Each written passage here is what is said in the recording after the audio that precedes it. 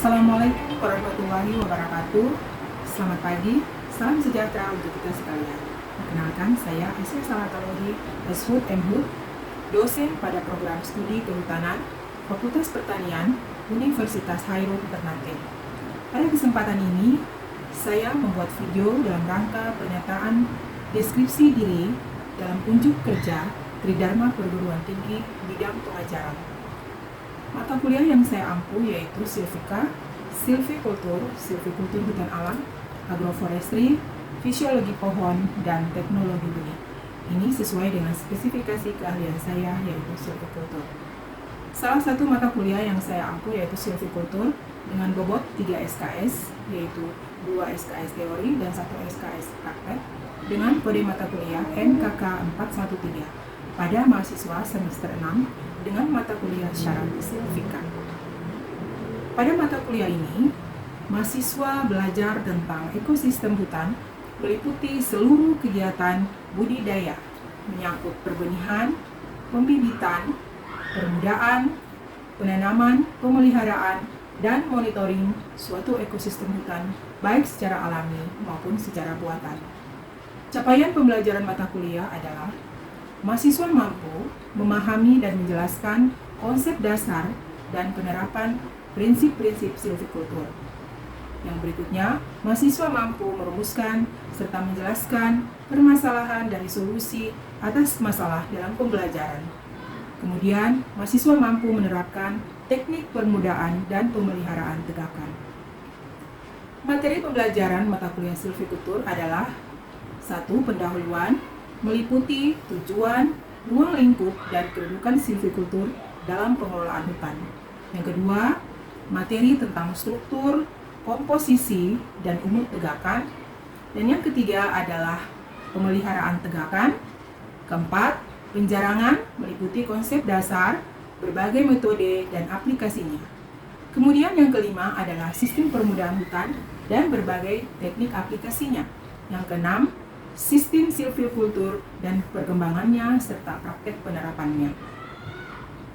Selanjutnya, sistem pembelajaran yang saya terapkan adalah sinkronus, langsung berinteraksi dengan mahasiswa melalui blended learning, yaitu 50% daring dan 50% luring.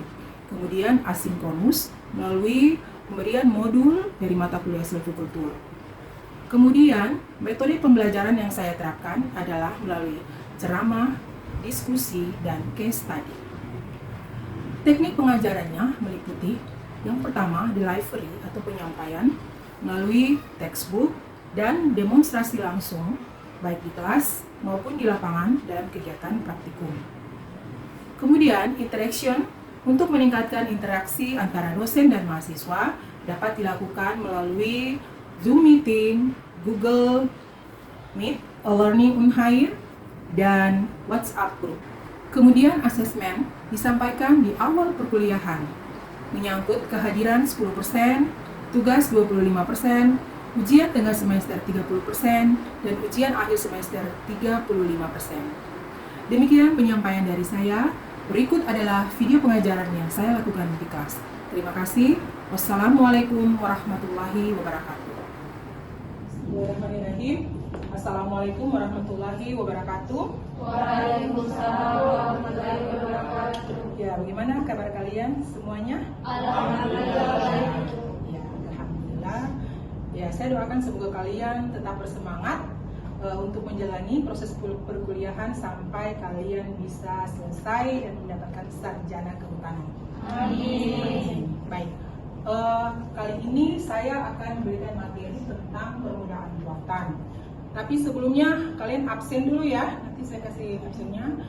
Dan sebelum kita memulai proses perkuliahan hari ini, marilah kita sama-sama berdoa. Semoga seluruh kegiatan pembelajaran hari ini mendapatkan berkah dari Allah Subhanahu wa Ta'ala. Berdoa mulai.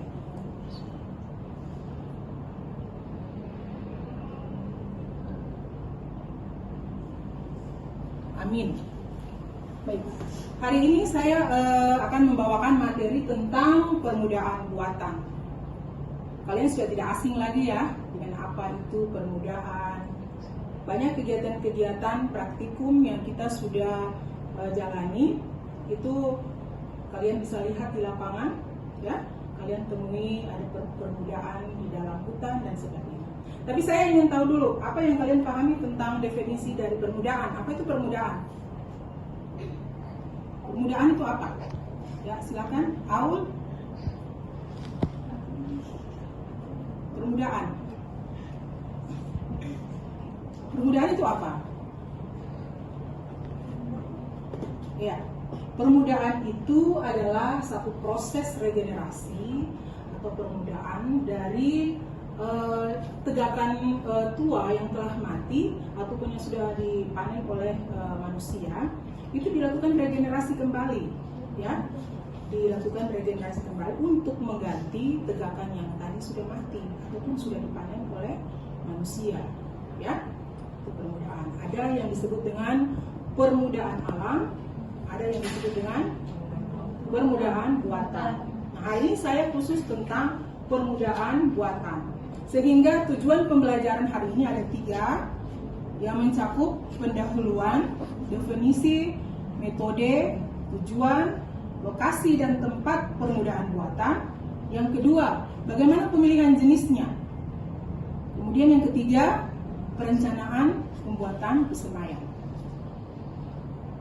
Ya, coba kalian perhatikan gambar di atas. Jelas ya yang di belakang? Gambar ini apa? Siapa yang bisa memberikan pendapatnya? Gambar yang satu sebelah kiri apa? Yang kanan apa? Yang kalian lihat ini? Tanaman muda kan? Tapi kalau yang sebelah kiri apa? Yang sebelah kanan apa? Yang ini. Yang ini pasti mengenal ya. Ini siapa? Fotonya siapa ini? Ya. Kalau yang ini adalah permudaan alam. Yang ini adalah buatan. Jadi permudaan alam itu dia terjadi secara alamiah, dia tumbuh secara alamiah. Sedangkan permudaan buatan ini melalui bantuan manusia ataupun melalui persemaian. Seperti yang kalian lihat di sini ya. Ini ada bedengan-bedengan yang dipenuhi dengan bibit atau yang dibuat oleh manusia. Jadi permudaan adalah proses regenerasi, ya, peremajaan kembali dari pohon-pohon pengusung tegakan tua yang mati secara alami maupun yang sudah dipanen oleh manusia. Dan tadi saya sudah sampaikan, ada yang alami, ada yang buatan, ya, seperti itu. Kemudian apa tujuan permudaan buatan dilakukan? Ada 2 hal. Yang pertama, tujuan ekologis atau lingkungan. Yang kedua adalah tujuan ekonomis, ya. Jadi tujuan secara ekologis, ketersediaan air yang kontinu, ya, dengan kuantitas dan kualitasnya yang baik. Kemudian tersedianya udara yang segar dan tidak terpolusi, ya. Kemudian yang ketiga, tersedianya pemandangan dan panorama alam. Dan yang keempat adalah tersedianya sumber daya genetik, ya. Jadi dengan melakukan permudaan buatan, keempat hal tersebut bisa terpenuhi. Nah, bagaimana dengan tujuan sosioekonomisnya? Ya, peningkatan produktivitas, jadi berkesinambungan, hasil kayu ataupun non kayu itu bisa kesinambungan. Metode permudaan buatan atau artificial regeneration ini terbagi atas 2. Jadi ada yang melalui penanaman benih langsung di lapangan atau direct seedling, dan ada yang melalui pemeliharaan melalui persemaian atau indirect seedling. Apa perbedaannya antara yang langsung ditanam di lapangan? Jadi benihnya langsung ditanam di lapangan. Terus ada yang dipelihara dulu di persemaian. Jadi benihnya dikecambahkan dulu, kemudian dipelihara. Setelah mencapai umur tertentu, baru dia ditanam di lapangan. Sedangkan yang ini, penanaman benih langsung di lapangan itu atau yang direct seedling itu tidak melalui persemaian, tapi langsung ditanam ke lapangan.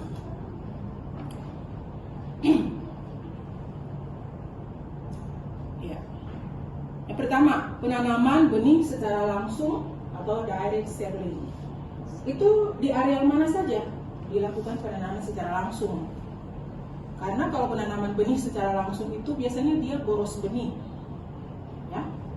Itu pertama, penanaman direct seedling atau secara langsung ini dilakukan pada areal dengan tingkat aksesibilitasnya sangat rendah. Jadi sulit untuk mencapai tempat-tempat tersebut. Aksesnya sangat rendah. Jadi susah atau tidak mudah untuk mencapai daerah tersebut. Nah, biasanya tempat-tempat atau lokasi tersebut dilakukan penanaman secara langsung atau direct seedling. Yang kedua, pada lokasi penanaman kembali dengan medan-medan yang berat, ya, misalnya daerah-daerah yang pedalaman, kemudian daerah-daerah yang sulit, tidak ada transportasinya seperti itu. Kemudian yang ketiga adalah kawasan vegetasi yang rusak karena bencana alam. Misalnya selesai banjir, ya, longsor, ya, itu banyak sekali vegetasi yang rusak. Nah, sehingga daerah-daerah itu diperlukan penanaman secepatnya dengan benih secara langsung atau direct seedling. Nah, tempat atau lokasi permudahan buatan, ya, yang pertama areal non produktif. Memang dia tidak menghasilkan seperti gambar di bawah itu. Kemudian areal bekas tebang habis, ya, seluruh vegetasi yang ada pada lokasi tersebut sudah ditebang habis. Kemudian areal bekas jalan syarat. Jadi di lokasi penanaman itu setelah penebangan biasanya kayu kan disyarat, ya, keluar menuju ke TPN. Biasanya lokasi jalan syarat itu dia kosong, kan? Itu yang harus dilakukan permudaan buatan. Selanjutnya ada areal bekas TPN dan TPK. Jadi untuk pembangunan TPN dan TPK, apa itu TPN? Tempat penampungan kayu. Kalau TPK? Tempat penimbunan kayu. Jadi biasanya untuk pembangunan sarana-sarana itu vegetasinya sudah dihabiskan. Jadi diperlukan kembali permudaan buatan pada lokasi-lokasi tersebut. Nah, untuk melakukan permudaan buatan juga harus diperhatikan bagaimana cara pemilihan spesies pada hutan tanaman tersebut. Jadi jangan sampai pemilihan spesiesnya salah. Jadi disesuaikan dengan ada 3 faktor. Pertama, tujuan pembuatan hutan tanaman itu untuk apa? Apakah untuk pemenuhan bahan baku industri, ataukah untuk rehabilitasi, atau untuk misalnya untuk taman kota? Kadang-kadang ada jenis yang bisa dipakai pada beberapa tujuan, tapi ada juga yang tidak bisa dipakai pada tujuan-tujuan tertentu, ya, disesuaikan dengan spesiesnya. Jadi harus dilihat dulu untuk pemilihan spesies untuk melakukan permudaan buatan ini kita harus mengetahui dulu tujuan pembuatan hutan tanaman itu untuk apa, ya. Kemudian yang kedua, ketersediaan spesies sebagai sumber benih, ada tidak sumber benihnya. Kemudian yang ketiga adalah kesesuaian lahan atau tapak. Misalnya kita mau menanam jenis A, dia sesuai nggak dengan kondisi lahan atau kondisi tapaknya, ya, harus disesuaikan dengan kondisi agar apa? Pertumbuhannya lebih optimal dan dia bisa tumbuh di situ. Jadi harus kita perhatikan ini baik-baik pemilihan jenisnya dari 3 faktor tersebut agar nanti tingkat keberhasilannya juga bisa. Ya. Apa tujuan pembuatan hutan tanaman? Ya. Biasanya permudaan buatan itu dilakukan untuk memenuhi kebutuhan hutan tanaman. Jadi misalnya yang pertama, untuk pemenuhan bahan baku industri. Yang kedua, untuk rehabilitasi dan konservasi lingkungan. Terus yang ketiga, peningkatan kesejahteraan masyarakat lokal. Dan yang keempat, untuk perkotaan, ya, keasrian, keindahan taman-taman kota, ya, untuk dibangun itu diperlukan pembuatan hutan tanaman. Faktor yang berikutnya adalah ketersediaan benih sebagai sumber benih. Benih, apa yang kalian pahami tentang benih? Bahan tanaman yang berupa generatif maupun vegetatif yang tujuannya adalah untuk pengembangbiakan tanaman. Itu adalah benih. Kalau bibit, ya tanaman muda hasil dari pengembangan secara generatif maupun secara vegetatif. Jadi yang di bawah setelah hasil pengembangan dari sumber benih. Pernah dengar sumber benih atau tidak? Itu adalah suatu tegakan di dalam kawasan hutan ataupun di luar kawasan hutan yang dikelola guna memproduksi benih berkualitas. Ya. Apa persyaratan benih yang baik? Warna ukuran normal. Benih yang pertama dia harus bersih, ya, bebas kotoran. Kemudian kedua dia berisi, ada isi. Bagaimana kita tahu benih itu ada isi di dalam? Dengan cara apa? Kalau kita mau ingin tahu benih itu ada isi dengan cara apa? Misalnya kita rendam, ya. Kalau yang terapung baik atau tidak? Itu yang terapung adalah benih yang kosong. Tidak bagus. Ya, yang tenggelam itu yang berisi. Iya. Dan yang kedua, kita timbang beratnya. Kalau misalnya beratnya rata-rata sama dengan benih yang lain yang sejenis, berarti dia juga berisi. Tapi kalau dia ringan dibanding dengan benih yang lain, berarti dia kosong. Ya, dia tidak berisi. Yang ketiga, warnanya cerah, kemudian ukurannya normal atau seragam. Ya, jangan yang kecil tidak, atau yang besar jangan, tapi yang seragam. Kemudian ada kesesuaian lahan dengan spesies yang akan ditanam.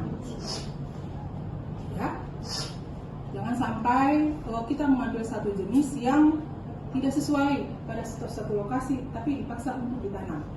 Ini adalah salah satu contoh analisis kesesuaian untuk jati, ya. Nanti kalian bisa pelajari. Kalau untuk jati ada beberapa persyaratan kalau dia bisa tumbuh di suatu lahan. Jadi tidak sembarang, ya, untuk mengembangkan jenis-jenis tersebut. Terakhir adalah perencanaan pembuatan pesemaian. Karena permudahan buatan itu dia kan melalui pesemaian, ya. Yang sudah biasa ke pesemaian pasti mengetahui, ya, ada jenis-jenis apa yang dikembangkan di sana. Berapa lama dia dikembangkan di sana? Ya, karena beda. Jenis-jenis tanaman hutan itu tidak sama masa mulai dia berupa benih, dia dikembangkan sampai dia bisa ditanam di lapangan, itu dia beda-beda. Ada yang cuma 3 bulan sudah bisa ditanam di lapangan, ada yang 5 bulan, bahkan ada yang 8 bulan baru bisa dipindahkan ke lapangan. Beda-beda, tergantung jenisnya. Unsur-unsur kegiatan pembuatan pesemaian ada 4. Yang pertama, jenis pesemaian. Jenis pesemaian apa-apa saja. Ada pesemaian tetap, ada pesemaian sementara. Kemudian lokasi pesemaian. Yang ketiga, bagaimana kebutuhan bahan, peralatan, dan tenaga kerja. Serta yang terakhir adalah tata waktu penyelenggaraan pesemaian. Jadi kita mulai lihat yang pertama, jenis pesemaian, ada pesemaian sementara dan pesemaian permanen. Nah, pesemaian sementara itu ada keuntungannya. Jadi dia tidak permanen, dia hanya sementara. Biasanya dia berada dekat dengan lokasi penanaman. Karena dia berada dekat dengan lokasi penanaman, berarti biaya pengangkutan bibit murah. Karena dekat lokasi, ya. Kemudian ketiga, memerlukan tenaga kerja lebih sedikit sehingga lebih efisien. Pesemaiannya berpindah-pindah tempat dan kondisi ekologi mendekati keadaan yang sebenarnya. Ya. Terus kemudian ongkos pesemaian mahal, keterampilan petugas kurang dan sering berganti petugas. Biasanya dia berukuran kecil dan hanya dipakai pada jangka waktu 5 tahun. Kita sampai pada bagaimana cara menghitung kebutuhan benih, kebutuhan polybag, dan kebutuhan bibit di pesemaian. Mungkin ada yang sudah tahu bagaimana cara menghitung kebutuhan benih, bagaimana cara menghitung kebutuhan polybag, bagaimana cara menghitung kebutuhan bibit. Misalnya dalam 1 hektar lahan dengan jarak tanam 3x3, berapa bibit yang kita butuhkan? Ada yang tahu? Dalam 1 hektar dengan jarak tanam misalnya 3x3. Nah itu kalian sudah harus rancang kira-kira berapa bibit yang harus disiapkan. Itu baru 1 hektar, ya, belum yang lahan yang lebih luas lagi. Oke, ini ada rumusnya. Bagaimana kita mengetahui berapa kilogram benih yang dibutuhkan, ya? Jadi kalau kita ingin tahu, misalnya ada sengon. Jadi contoh di sebelah ada soal, coba kalian perhatikan. Paraceranthus falcataria dengan jumlah semai yang harus dihasilkan 400 batang. Misalnya kita mau menghasilkan sengon 400 batang, persen perkecambahannya 50%, persen jadi semai sampai siap tanam 80%, jumlah butir setiap kilogram adalah 50.000. Maka berapa kilogram benih yang dibutuhkan untuk 400.000 batang? Berapa? Ingat bahwa dia benih-benih itu dia tidak semua akan berkecambah. Di situ sudah disampaikan bahwa persen perkecambahannya hanya 50%. Kemudian persen jadi semai sampai ditanam itu hanya 80%. Jadi dari keterangan-keterangan ini kita bisa menghitung berapa kilogram jumlah benih yang dibutuhkan. Jadi ini ya, jumlah semai yang harus dihasilkan 400.000. Berarti 400.000 dibagi persen perkecambahan dari benih yang bersangkutan dikali persen jadi semai sampai siap tanam dikali jumlah butir benih murni tiap kilogram. Nah, coba siapa yang bisa 400.000 kasih dibagi 20.000 sama dengan 20. Ingat ini 50%, 0,5 dikali 0,8 dikali ya berapa itu? 20.000. Nah, jadi 400.000 dibagi Bagi 20.000 dapat berapa? 20 kg. 20 kg. Bagus. Jadi kalian sudah ini ya, diingat-ingat lagi kalau misalnya kalian disuruh untuk menentukan berapa kilogram benih yang harus disiapkan. Nah, kita pakai rumus yang di atas. Selanjutnya ada salah satu lagi, misalnya kita ingin mengetahui berapa jumlah kantong polybag yang harus kita siapkan, ya, dalam kilogram. Nah, jumlah kantong plastik yang harus disediakan, misalnya didapat dari jumlah semai yang harus disiapkan ditambah jumlah semai yang harus disediakan dikali dengan persen kerusakan atau salah hitung kantong plastik. Itu juga harus diperhitungkan.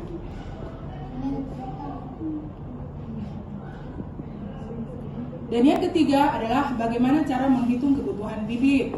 Misalnya dalam 1 hektar tanah dengan jarak 5x5 berarti berapa? Kebutuhan bibit per hektar 10.000 dibagi 5x5 dapat 400 bibit. Kalau misalnya jarak tanamnya 4x4 untuk 1 hektar ya, berarti 10.000 dibagi 16. 4x4 dapat 625 bibit. Kalau misalnya jarak tanamnya 5x2, berarti 10.000 dibagi 10 dapat 1.000. Namun biasanya untuk penyulaman, ya, misalnya ada nanti bibit-bibit yang mati, biasanya ditambah sebesar 20%. Jadi 20% dari ini berapa?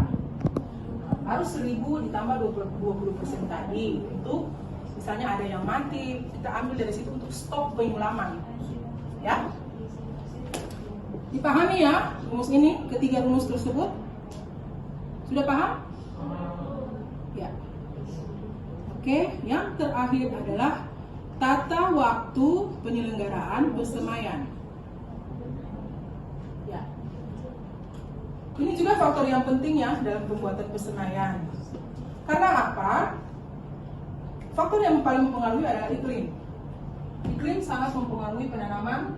Misalnya awal musim hujan ya, itu bulan apa? Itu harus dilakukan penanaman sesegera mungkin. Ya. Sehingga kita harus merancang. Misalnya contoh, Pinus merkusii membutuhkan waktu mulai dari penaburan benih sampai dengan dia siap tanam di lapangan itu sekitar 8 sampai 12 bulan. Jadi kita harus atur tata waktunya. Misalnya gini, musim hujan di Maluku Utara bulan apa? Oktober ya, Oktober sampai misalnya Juni, ya betul. Kita harus tata mundur ke belakang. Ini kan ada 8 sampai 12 bulan. Kalau misalnya kita ingin mengembangkan Pinus merkusii, berarti kita harus tata sebelumnya. Mulai dari penyiapan lahan, ya, penebaran benihnya, bagaimana penyapihannya, bagaimana pemeliharaannya, sampai dia siap untuk ditanam bertepatan dengan awal musim hujan.